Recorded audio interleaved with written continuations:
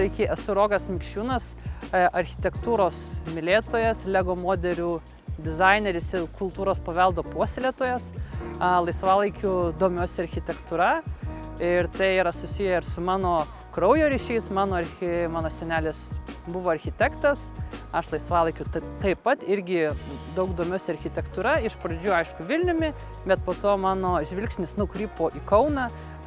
Atvykęs čionais pastebėjau išskirtinę tarpukario modernizmo architektūrą ir jinai mane labai sužavėjo. Kadangi esu labai kruopštus, mėgstu rankdarbius, su laiku atradau LEGO ir kažkurio momentu mano susidomėjimas modernizmu ir LEGO susijungė į vieną ir 2020 metais pasiūliau Kaunas 2022 bendradarbiauti, pravedžiau porą architektūros dirbtuvių vaikams, tada turėjau porą parodų ir viena iš jų buvo Kauno centrinėme pašte.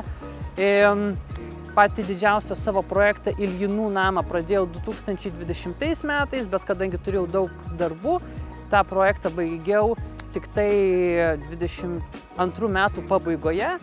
Pats Iljinų namas man yra labai svarbus, nes jo yra labai išskirtinės formos, apvalus langas ir tai ko gero vienas išskirtiniausių Kauno tarpukario architektūros pavyzdžių, dėl to aš jį ir išsirinkau.